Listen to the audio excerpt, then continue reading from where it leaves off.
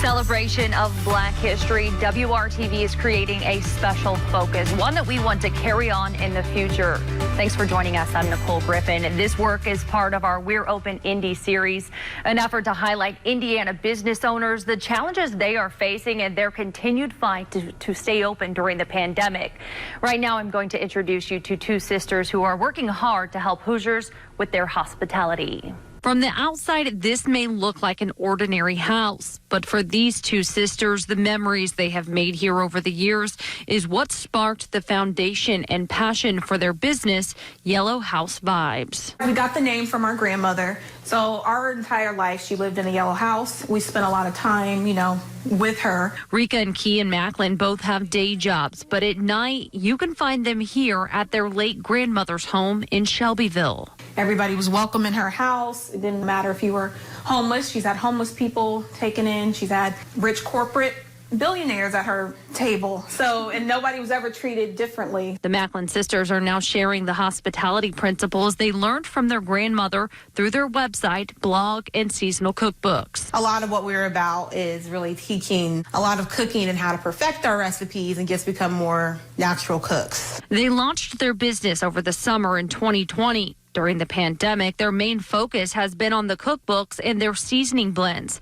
Some of their recipe ideas pay tribute to their grandmother. For instance, her fried chicken, she loved to do fried chicken and turn it into like next day smothered chicken and, stuff like that. So we do actually put a lot of your box catering recipes in the cookbook as well. So there was a creamy chicken and noodles that everyone really loved. The brown butter mashed potatoes, sweet potato pie. With farmers markets and the Indiana Black Expo getting canceled during the pandemic, business has been impacted. But the Macklin sisters say the community inside and outside of Shelbyville continues to show up and support them. I think once you also serve your community well and get involved, because both Ken and I are very active in the community, and so you get to know people, and I think, you kind of reap the benefits of also not just being a business, really being a part of the community. The sisters are now working on a combined spring and summer cookbook and hope to release new products this year as they continue to honor their grandmother. On WRTV.com, under our Black History Month section, you can find this entire story, which will connect you to Yellow House Vibes website. Our app and website are where you can find other stories we have done on local Black-owned businesses. This entire project was launched by WRTV's Shakira Harris, who has championed not only local business, but had the idea to pull the focus even closer on this group. We want to thank Shakira for all of her hard work on this project. A dream more than 10 years in the making is coming true for an Indianapolis man. Our Nikki Dementri learned more about his hopes to bring more gun safety awareness to the community while also making history. Right now, my Facebook alone is probably about 3,300 messages. History at just 38 years old. I could care, less if I was the first, second, or third. But just so happened to be the first, I definitely don't want it to be the last. Ryan Vaden is talking about this Facebook post. So the actual Facebook post said, first African-American male in Indianapolis independently to own a gun store. And that same license he's holding in that photo is now hanging in his East Side store. How I ended up finding out, so you can sit here and go through backgrounds, and you can sit here and check out the race and the business. I couldn't find not one within Indianapolis that had a storefront that was African-American. Since 2010, Vaden says he's been working towards opening his own gun shop. The businessman and dad of 6 spent hours at the library downtown studying up on what it would take to get to this point. I would have, my kids with me, and they would just sit there and then, we'll have one book for them that they would like. And then I would literally just go through those books. Then once I got done, I would take that information home, file it in a filing cabinet, and kind of just build up my education and background. Vaden grew up and lives on Indy's East Side. Just with the rise of crime, I wanted to sit here and put my impact in with the community and others on, educating minorities, other races, ethnic groups and religious on, what's the safety when it comes to firearms. He believes across the city, gun education is low. That's why he wants his business to focus on teaching customers to safely use firearms. And people sit here and see, someone that looks like them, someone that is really genuine and passionate, I think that sit here and help start with a curve, on changing that. As for those that may not want to see another gun shop open in the city, Vaden says, for people that feel like, hey, why do we need more guns? Or why do we need more guns on the east side? The reason why we need more guns is this has nothing to do with a necessary gun. This has to do with a Second Amendment right.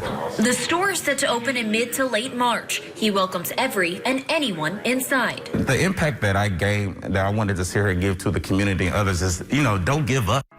Just because someone doesn't look like you doesn't mean that the job is not for you. Nikki Dementri, WRTV. Nikki, thank you. Now I want to take you over to Lawrence, where the owner of a local Jamaican restaurant shares the highs and lows of this past year.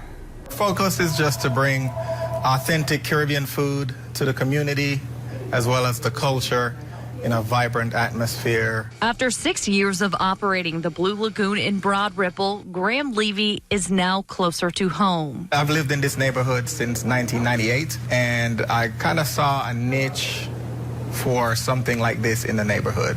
He relocated the Jamaican Kitchen 3 years ago to Pendleton Pike near East 62nd Street in Oaklandon. If you've ever been to the Caribbean before, the moment you approach the restaurant, and definitely when you come through the door, it takes you right back. The music, the vibrancy of the decor, the colors, the scenery. Like most business owners, Levy says there's been positives and negatives this past year during the pandemic. Takeout business and delivery business increased dramatically. Of course, the dine-in business took a hit.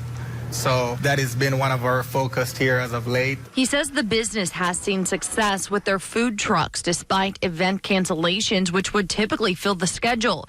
Between April and October, the Blue Lagoon food truck was booked in local neighborhoods. With the pandemic and the stay-at-home order from the governor, a lot of neighborhoods, apartment complexes, subdivisions had a need or requested food trucks coming out to their location. As a Black business owner, Levy appreciates the ongoing support from the community, allowing him to stay open for all of these years. He's hopeful the support not only continues, but grows even more in 2021. People are still cautious. People are still concerned. So we kind of take it in stride.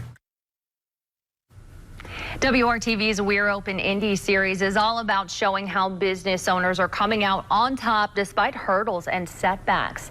And in our storytelling, we found families like this next one making it happen for themselves. Here's WRTV's Mark Mullins. 3 generations. I get so emotional like just thinking about it. Of resourceful, strong, intelligent, persevering Black women turned a notion into a reality. So my mom is my business partner. Brittany Buford's mother called her late one night and suggested opening a beauty supply store. I called her like, are you sure that you remember what you told me last night? And she goes, yes. I think we need to start it. That set things in motion. Brittany researched the industry. Mom and daughter looked for a spot to open their business. They found a location on Pendleton Pike in Lawrence. And Brittany even came up with the name from another Black woman she admires. So my grandmother's name is Maxine Moore. And we were trying to think of a name. I'm like, Max, let's call it Max. A big day when the women signed the lease at the place that would become the Max Beauty Supply and Company Store and Spa. A big day that took a turn for the worse. The day we signed our lease, my mother had a heart attack. And she had to get a double bypass surgery on her heart. Brittany focused on her mother's health. She had to. But family and friends stepped up here and from across state lines and focused on making sure the women's dreams stayed on track. It was a hard time trying to get all of this together during that time she was in the hospital, but I'm glad we were able to. Despite the setback, the women opened Max's in November and the community showed up to shop. The boutique-style store sells Black hair care products, wigs, makeup, and other beauty supplies, clothing, and even carries a product line started by Brittany's 16-year-old daughter. We have Belle Lumiere peppermint scrub. This is actually my daughter's line. So this has sold out, I'm going to say about 4 times. Her daughter works at the store. If you can start something that you can possibly pass down to your children, I feel like our culture has kind of missed the ball on that. Pointing to the systemic and institutional barriers that have held back many aspiring black business owners. This business supports other local black-owned businesses in the products it carries and the referrals through word of mouth. I think that we have to lift each other up. Mothers and daughters banding together, proving that hurdles are meant to be conquered, and love conquers all. That was Mark Mullins reporting. For a closer look at Max Beauty Supply and all of our businesses we featured, just keep a tab open on WRTV.com/open. That is where you'll also find a database of black-owned businesses across the area. In this interactive map, we've added more and more businesses over the month, so the map keeps growing with more options. Meticulous design and architecture behind their mission of meaning, purpose, and impact. Plus, dining out was hit hard by the pandemic, but local restaurant owners pushed hard to stay on course and keep people coming back for more. That's all ahead as we continue our special We're Open Indy Black-Owned Businesses. Local Hyundai dealer today. WRTV is putting a spotlight on black-owned businesses in our We're Open Indy series. Maintaining a successful business, especially during this pandemic, is a daily grind. Next, we introduce you to the founders of a local architect and design firm determined to create a higher quality of life for all communities. We're more than just architects. We're more than just planners and designers who focus on the bricks and mortars of society. Celebrating 6 years as meticulous design and architecture, the founders have big goals, hoping to create a legacy in Indianapolis. Our mantra is doing work that's meaningful, purposeful, and impactful. What that means for us is how do we do things to reach out and make the community a better place by virtue of us being involved. Meticulous is at it. They work with clients on a range of different projects, both nationally and internationally. Here at home, some of the projects include the Open Indy Foundation YMCA in Pike Township and the Martindale Brightwood Library. For the library, they were able to engage with neighbors who hoped for a community hub. They also wanted the design and architecture to reflect the African American culture and history. The collage that's on the exterior is actually a pixelated representation of an oak tree as it goes through the different seasons. And that represented the seasons of change that community has gone through. Two of the founders, Damon Hewlin and Brian Robinson, are best friends. The two attended Ball State University. After starting their careers separately, they teamed up with Ramon Morrison to create their firm in 2015. They recognized there was a lack of diversity in architect and design work and hoped to change that. It's a gaping hole. One, there's just not enough exposure for people who come from the communities that we come from, which is a huge part of why we give back and why we go into communities, why we go into schools to give exposure. One way they are working to make the field more diverse is by working with Ball State University to provide support through mentorship and scholarship efforts. Through their Meticulous Cares initiative, the team also recently worked with our radio partners at 106.7 WTLC to give a COVID kindness salute to healthcare workers and first responders. We recognize right away, particularly as an African-American firm, a young firm, really the only way to compete is to be involved in the community in a meaningful way. It's a mission they are committed to 6 years in, making a difference in communities they work in by meeting needs through their design and architect work while also giving back. The Meticulous team says they don't like to be referred to necessarily as an African-American architect firm or have that be a reason why a client chooses them. Instead, they want it to be based on their skills and talent.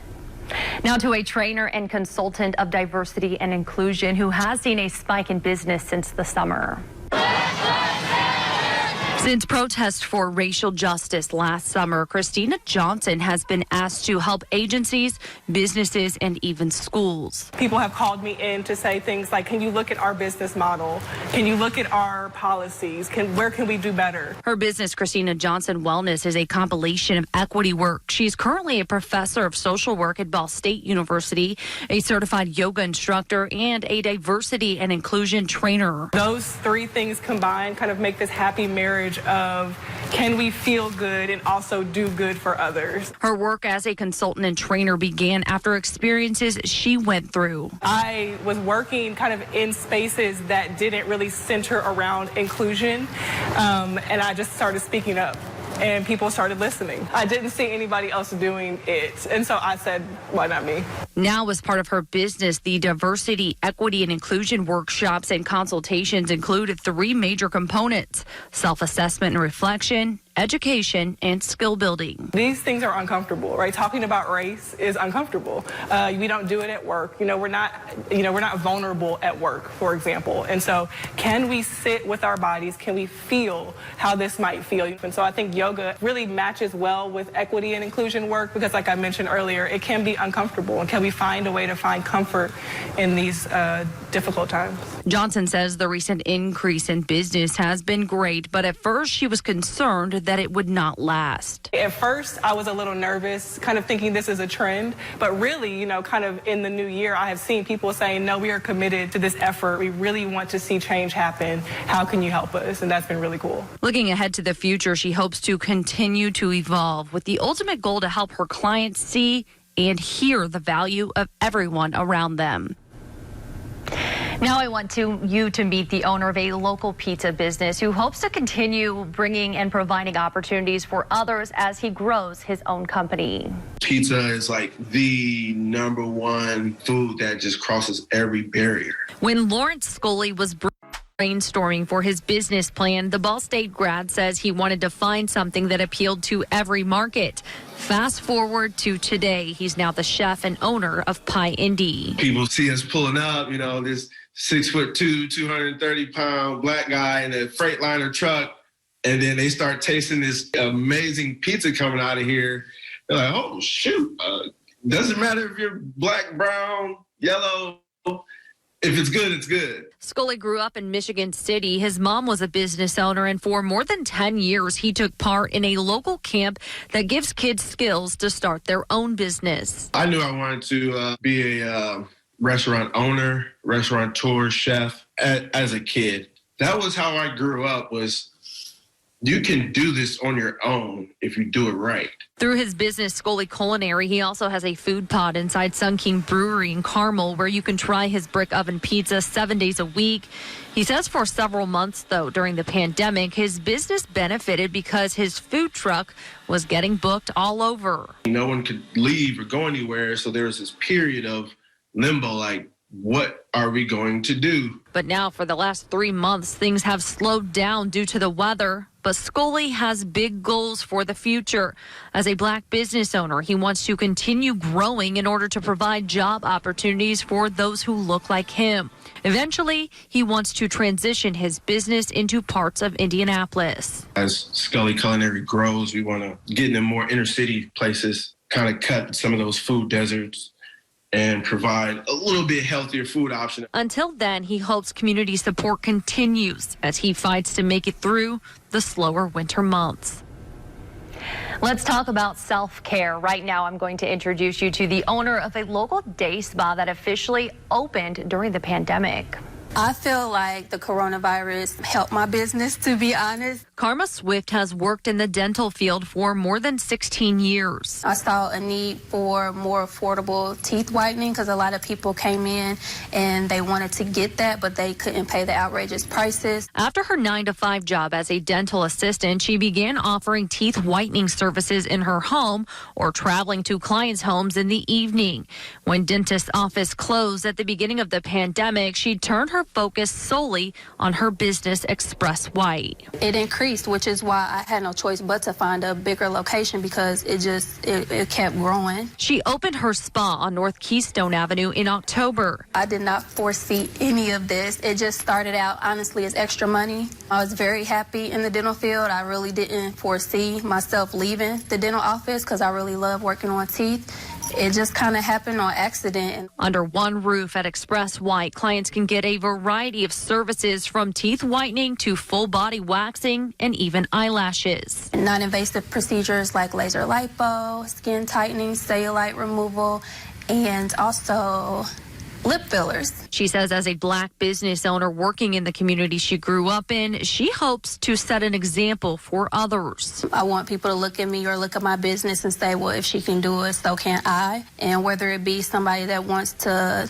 leave their 9-to-5, start something else, kind of scared, maybe they'll hear my story and be like, oh, okay, well, it worked out for her. So I just want to be an inspiration, I guess, to other people looking to step out on faith on something that they really want to do. Moving forward, Swift has big goals. She wants to open even more Express White locations in the future. If you don't feel comfortable visiting Express White in person due to the pandemic, she has a website where you can order a variety of products for teeth whitening. That is similar to many businesses we featured. They are adapting with virtual and online options. You can find all of this in our story on all of our coverage at WRTV.com/open, or just head to our mobile app. Empowering girls of all ages with bold and feminine fashion. Still ahead, how one woman put her own spin on a classic, making it more accessible. That's next when WRTV's news special continues. We're Open Indy, Black-owned businesses. Come see for yourself. Welcome back to WRTV's We're Open Indy, Black-owned businesses. Finally, tonight we introduce you to a woman whose business focuses on making girls of all ages feel beautiful inside and out. I wanted something for little girls to make them feel special. 3 years ago, Tanisha Triplett was homesick from work and decided to learn how to make a tutu. I don't know if you ever put a tutu on, but it was like the best feeling ever. Like, okay, I'm like a princess. From there, she began making tutus for friends and family. One day, she posted her work on social media and started getting even more orders. I have done tutus for newborns, and my oldest customer was 60 years old for her 60th birthday. So there's no age limit or size limit. It eventually led to her launching her online store, Tutus by TT. I do it for everyone, for birthdays. I've done like special events, breast cancer walks. During the beginning of the pandemic, Triplett says she briefly saw orders for tutus decline, but the support from the community did not stop. T-shirts was one of the things that picked up more when the pandemic started, but I still had tutu orders because little girls' birthdays don't stop. So whether you're able to have a party or not, you still want to feel and look special. And over the summer, after protests for racial justice, she once again saw an uptick in business. I've noticed a lot more people started to support. I've seen increase because now there's like so many groups for Black-owned businesses and things. So if you get to post in those groups, somebody's going to see your work. Moving forward, Triplett has even bigger goals. Aside from helping girls feel beautiful on the outside, she wants to help them feel beautiful on the inside as well. So I'm trying to implement a program where it shines light on girls that do amazing things within the community or achievements at school, just to be able to shine light to inspire them to keep going. She's already started this with her Tutu Amazing Girl of the Month featured on her website, but she hopes to launch a full mentoring program in the future. Appreciation to all of the owners for their time, and we again want to thank WRTV's Shakira Harris and Aaron Kirby, who were huge contributors to this special project.